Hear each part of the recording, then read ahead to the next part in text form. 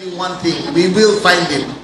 At saka kung si Atong, huwag siya magtitiwala sa mga kasama niya. Kasi lahat ng tips na kukuha niya namin ay yung mga galing sa kasama niya rin. So, dahan-dahan siya sa magtitiwala. Hirap na ang buhay namin sa paghahanap sa mahal namin sa buhay. Marami kaming pamilyang pinerwisyo nyo. Ang mga apo namin, mga asawa noon, hanggang ngayon nagdurusa.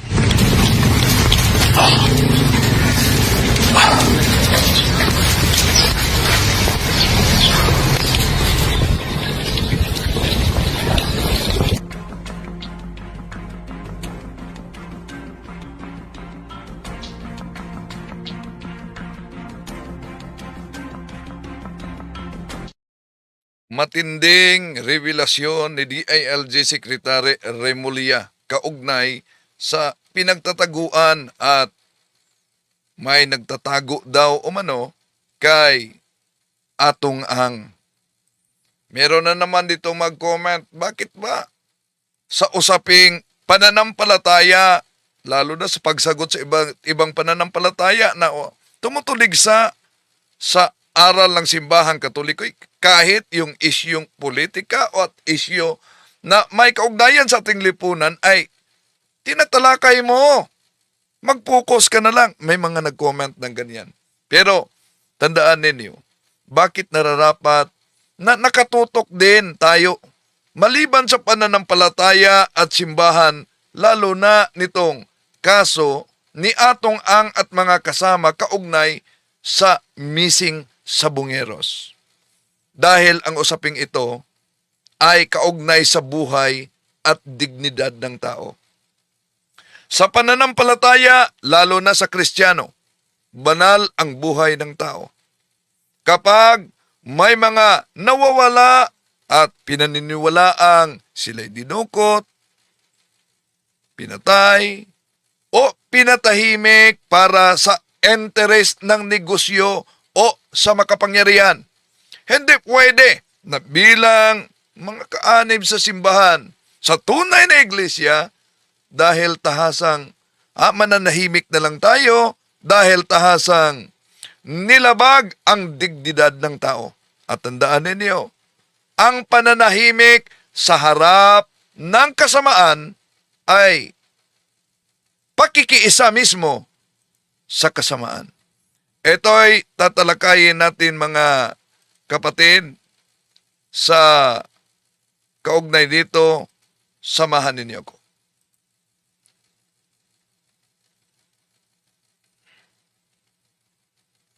Kumusta? Welcome. Ito yung lingkod, Brad Wendell Talibong, muling magkasama sa inyo.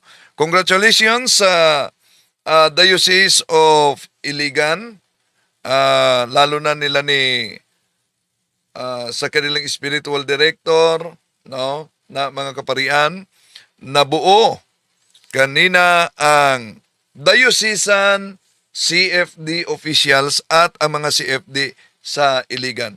Lalo na kay Father Nasser Saragosa at sa mga kasamang kaparian.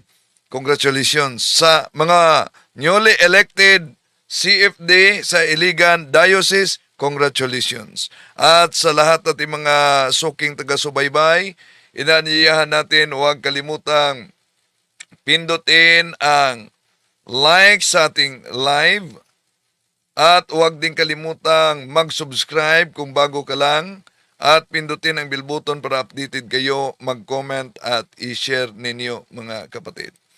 At kung saan man kayo ngayon nagsubaybay sa iba't ibang bahagi sa ating bansa, sa ating live, at sa mga kapatid natin OFW sa iba't ibang bansa, inaanyayahan natin na i-comment ninyo kung saan kayo nakabase para alam natin kung saan nakaabot ang ating talakayang ito.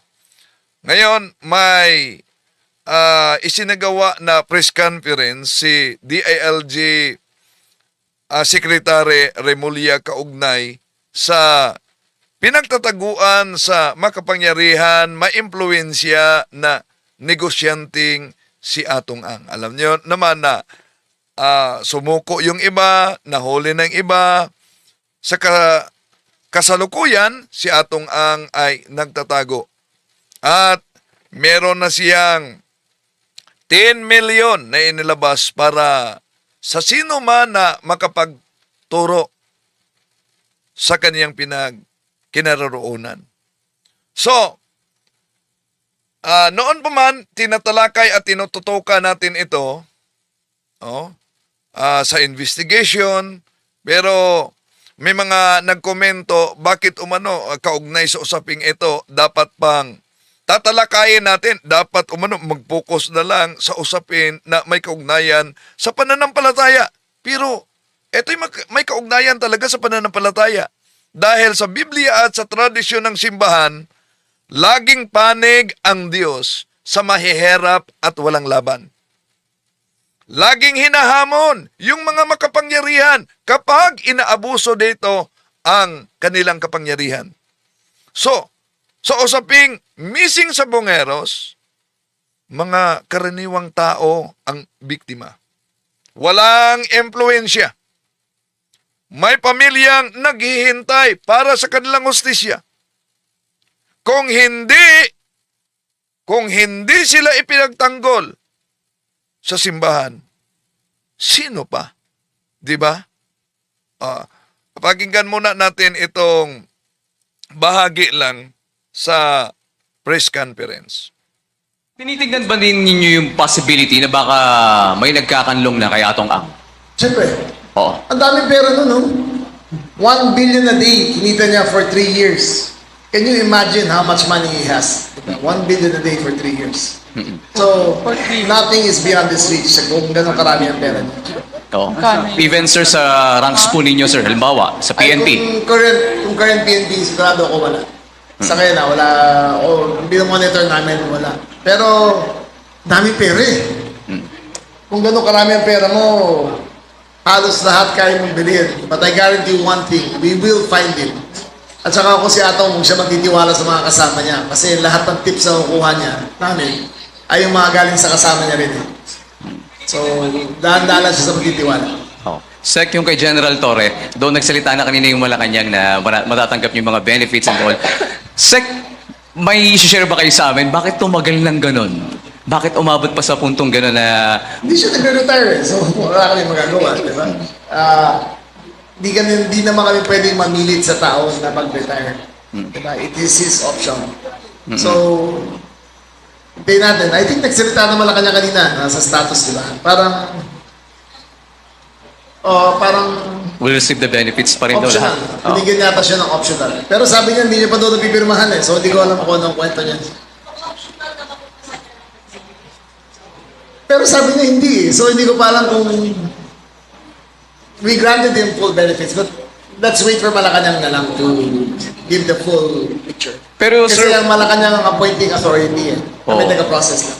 pero when he received the position as GM ng MMDA, Ipso facto resign. Not retired Resign. Ipso facto resign. alright. Thank you, Sec. Thank you. Ryan Lesigues of PTV4. Hi, sir. Good afternoon. Sa kay Ang muna, ano yung connection niya? Why Cambodia and Thailand yung... Kasi lumipat doon lahat ng Pogo eh. So lahat ng illegalista rito, alam mong illegalista, kapwa illegalista rin ang hinahanap niya eh. So nung nakita niya maluwag doon siya pumunta. Doon siya officer of operations siya. Sa kay Con naman, mention sa isang interview ata, nasa Lisbon,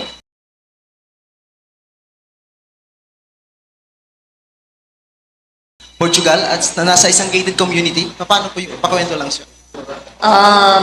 Ganito yan ang Portugal at the Philippines ay walang extradition treaty. So, nag-issue parang nagkaroon ng programa ang Portugal ng Golden Passport. Ibig sabihin, kung mag-invest ka ng konti ron, ng halaga, bibigyan ka nila ng Portuguese passport. Ang batas nila, if the offense was committed before the granting of the passport, pwede nilang ipadala pwede siyang extradite. But kung hawak niya na yung passport at nakumit niya yung offense, ay hindi nila i-extradite. As of our information, 10 years ago pa lang may passport na siya. So, naghahanap kami ng kaso ngayon na 10 years older para yun ang ipapile namin sa kanya. Criminal talaga. May escape route siya eh. Alam niya kung paano tatakas eh. But Sec, he is under surveillance dun sa gated Yes, we community know naman. the exact community where he stays. Hindi lang pwede pumasok parang Forbes Park. Parang Forbes Park eh. Pero hindi rin siya lumalabas. Ando doon yung operatives natin. Hindi ko makain sa labas eh. Hindi naglalakad. Doon na siya. Doon na siya mismo sa maliit na lugar. So, again, he's a poor man with a lot of money. Sa lahat ng pera niya, wala siyang mabibilang kalayan, hindi niya ma-enjoy yung pera niya. Mga anak niya, miserable yan doon ngayon. Wala silang makausap rin. So, he's a poor man with a lot of money. Quincy Kahilig of Radio Pilipinas.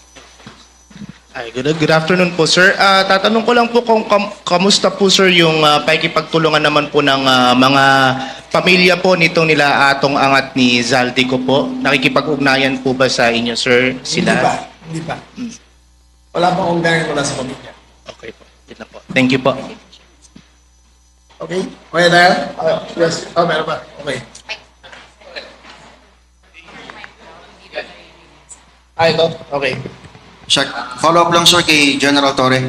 Invited pa ba siya sir sa Dawning of Bronx next week? Of course. Of course. Kung pwede na nga, siya na magbigay ng siya na maglagay ng siya kasama sa yung flag turnover.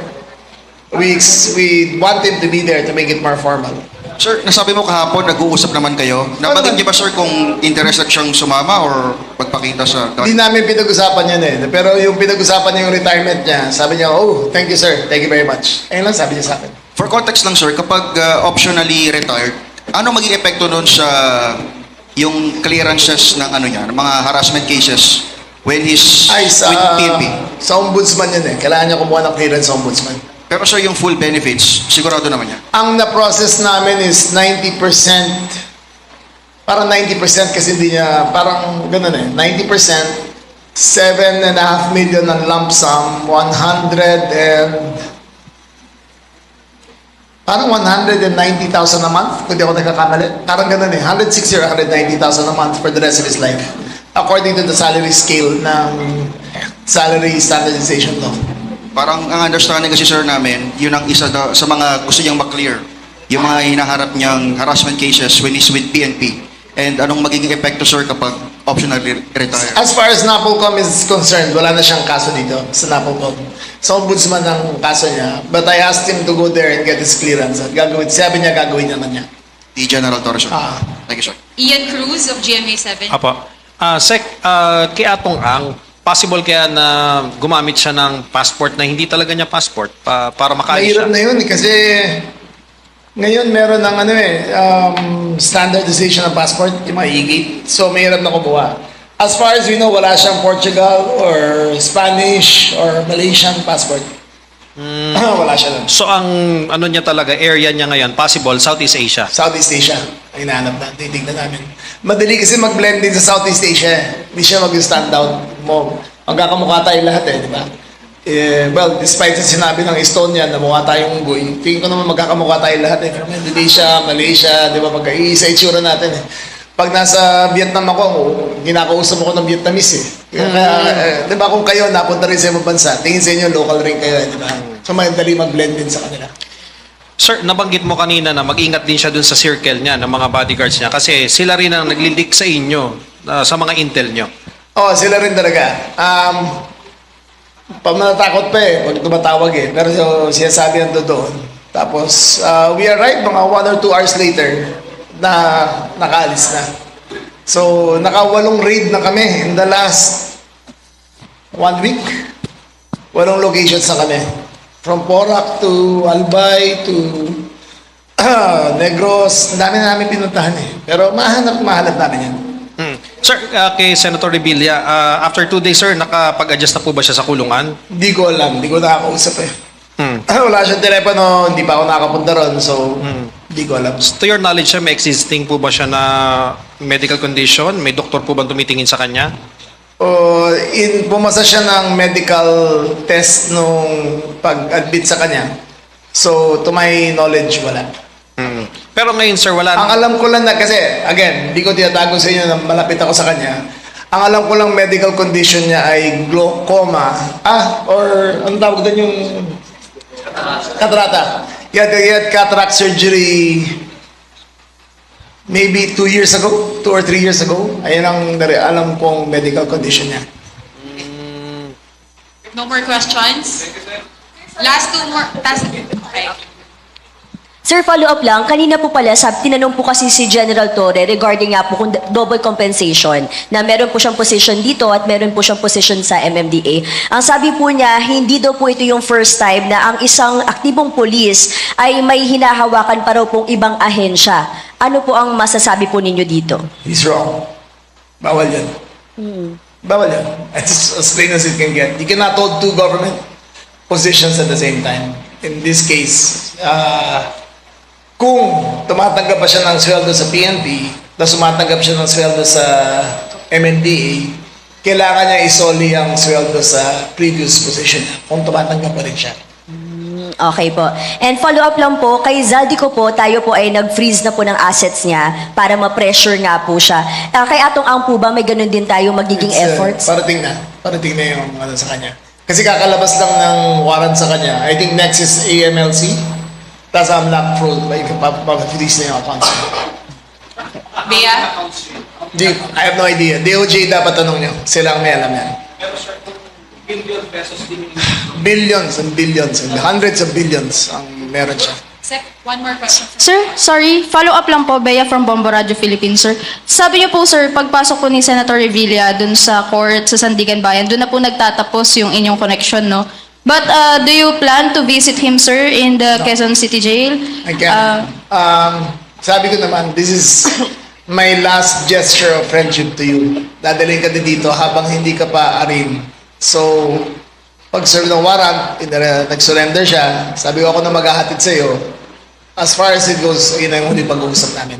Does it somehow affect you emotionally Of course. or... Sino sa inyo dito may kaibigan na nakulong, di ba? It pains me to see a friend go to jail. But my commitment to country goes beyond any friendship in this country. Uunahin ko muna ang bansa kahit ano mangyari. Thank you, sir. Pareho na rin yan kay Speaker Martin Romualdez. Was very close to me in college. Fraternity brothers kami. But my brother and I, pareho kami, lahat kami sa isang fraternity. Masakit sa amin yan kasi marami kami pinagsamahan eh. Pero unahin natin lagi ang bansa. We have a fidelity to duty and it cannot be broken by friendship and by brotherhood. It is commitment to country, it is our commitment to the president, it is our commitment to our job. Okay, sir. Sir, last na lang, sir. Last question. Sir, kahapon you mentioned na adequately address ang corruption sa PNP and the Almost, yes. Bureau of Fire Protection, yung bumili ka ng mga body cams. Sir, this time, meron pang dalawa, sir, under you, yung local government units and the Bureau of Jail Management. Sir, lalo na sa mga local government, ang problema yung paghingi ng mga building permits, binabayaran. Paano ma-address yan? Isa-isa. Isa lang katawan ko, di ba? Pero, Okay, yun ang bahagi sa press conference kaugnay kay Atong Ang, no? Tinututukan, kung kayo nagsubaybay, matagal na nating tinututukan ito. At bakit ba tinututukan? Hindi lang yung kaugnay sa pagsagot sa ibang mga tuligsa sa iba yung pananampalataya. Dahil ang simbahan ay may moral na tungkulin na magsalita. So therefore, tayong mga kaanib din sa simbahang Katoliko ay makibahagi sa isyu ng ating lipunan. Although, hindi trabaho ng simbahan ang humatol kung sino ang may sala sa kaso, pero tungkulin itong igiit yung katotohanan at lalo na ang hustisya. Lalo na kapag may makapangyarihan na pinaghinalaan, may mga pamilyang umiiyak at naghahanap ng sagot. Di ba? Lalo na kung parang natatabunan yung mga kaso dahil sa pera at impluensya. So, kahit ang isang makapangyarihang tao gaya ni Atong Ang, dapat din tutukan natin ano kaya ang takbo sa kasong ito. Bakit? Bakit?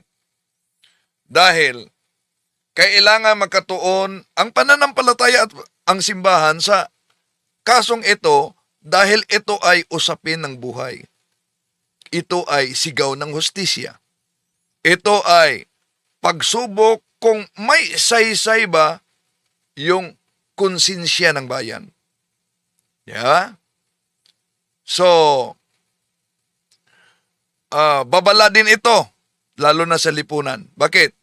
Kapag pinalampas ang ganitong uri ng krimen, nawawala ang takot sa kasamaan.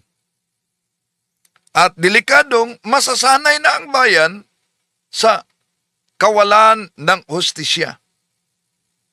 At magiging normal ang may pera, lusot na.